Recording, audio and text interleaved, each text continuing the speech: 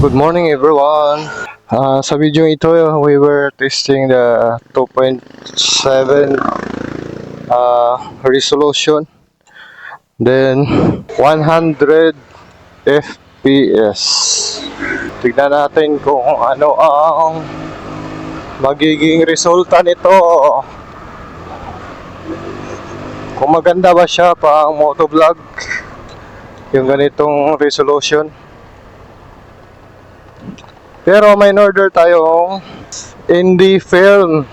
Yun po ay indie 8. Walang brand. Tingnan natin kung anong brand nun pagdating. Hanggang ngayon hindi pa dumadating. Nakasahod na lahat. So guys, mag-iingat kayo dito. Kung taga Dipolog kayo, dito kayo dumadaan. Mag-iingat kayo dun, madulas yun. Mga naipon yung mga ano dun, mga buhangin, mga putik. Kasi nung binago ko yung settings nito is naganda litsi-litsi na yung kuha ng camera natin.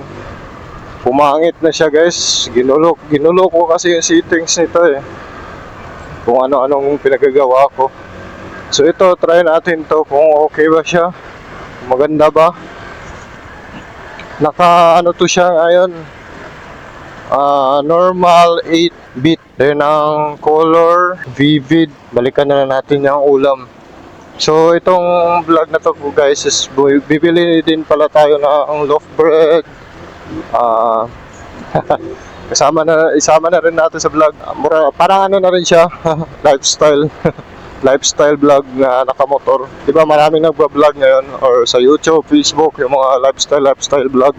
So gayahin natin ng nakamotor. Life on the road. Di kasi ako sanay sa yung nakaharap sa camera. Siguro minsan lang, pero yung palagi nakaharap sa camera, hindi ako sanay doon. Ayan Baron. Yung iba kasi sanay yung palagi nakaharap sa camera, nagba-vlog ng life nila.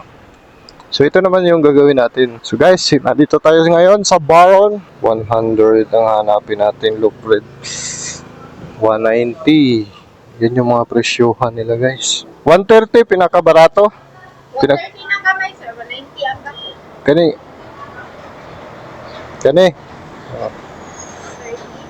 Okay, sana dayon chipon. Bumili tayo ng chipon cake guys. Kaning loaf bread nga gamay ba? Wala lagi mo dire. Loaf bread nga ay, garaday. Sara isa.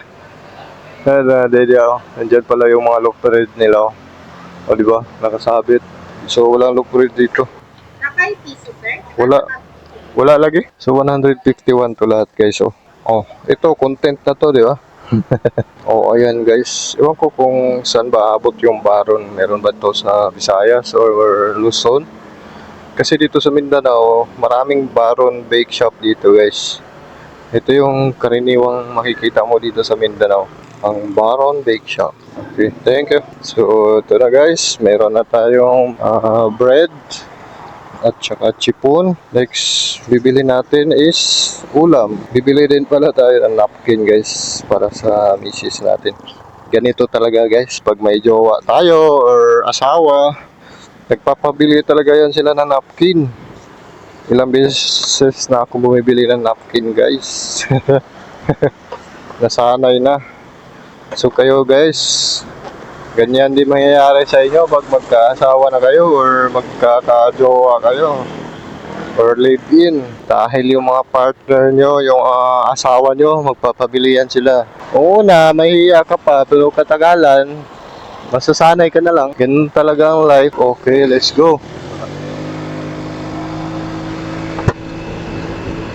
Yan ulam. Sinog pa. Latang baboy. Uy, kanang unod. Sige pa, lain pa. Kana. Guys, ayan nilatang baboy. Kitang-kita sa camera ang nilatang baboy. Dugay pa ng sinugba, wala pa yung naluto ana. Isa pod. Nagisi. Dahil sa sobrang init, ayan napunit yung niya, plastic. Bagong luto. So yun, puro baboy yung ulam natin. pang umagahan. Cute talaga nitong Honda na to. Ano yan? Honda, ayan yung sinugba nila guys. Oh. Sinugba po sa Bisaya, inihaw sa Tagalog. Yan, may bago kayo natutunan na Bisaya word guys sa mga Tagalog dyan. Oh, pambasakan oh. Grabe. Laki ng gulong guys. Pangbasakan na. Ang kulit nun ah. So yan guys, nakabili na tayo ng ulam. Ito po ay nilatang baboy. Tapos yung isa naman is ihaw. Sugba o nilatang baboy. So let's go guys, uwi na tayo. Naku. Naka-change oil na. Kailangan na natin mag-change oil guys. Ang set ko po ng motor na ngayon is 1.5 kadalasan ang limit para mag-change oil. So ito, lagpas 1.5 na to. Kailangan na mag-change oil. Ang oras po ay 8:07. Pauwi na tayo guys. Panoorin nyo po yung namin guys, vlog. Meron din po kami vlog sa Viewpoint Tindugan and Nicas Ridge. Tapos pa yung isa, Viewpulse Camp. May vlog po kami doon. So sana panoorin nyo guys. Check nyo po yung channel namin. Punta po kayo sa channel ko, sa channel namin. Kasi itong channel na to, YouTube channel is nakapangalan po sa asawa ko at sa akin, James and Grace. Kasi kapag pumupunta po kami sa tourist spot, kasama po sa vlog ang aking asawa. Pero pag sa motovlog, ako lang talaga. Ayun, may bato sa kalsada. So, itong FPS pala guys, kapag umabot sa 120 or 100, malaki din po yung kain ng memory card. So kahit naka 27 ang resolution, kung ang FPS mo naman ay umabot sa 60 pataas, malaki pa rin yung makukonsume niya na memory card. Pero kung 30 FPS mo lang, yun, mababa ang makukonsume niya. Tapos kung naka 4K resolution tapos 60 FPS, yun, ganun din, malaki ang consume ng memory card, malaki yung mababawas. So yan po yung diferensya guys. Makakatipid ka lang sa memory card kung ang resolution mo is 1080p or 27 tapos 30 FPS. Ang memory card po natin is nasa 256 gigabytes.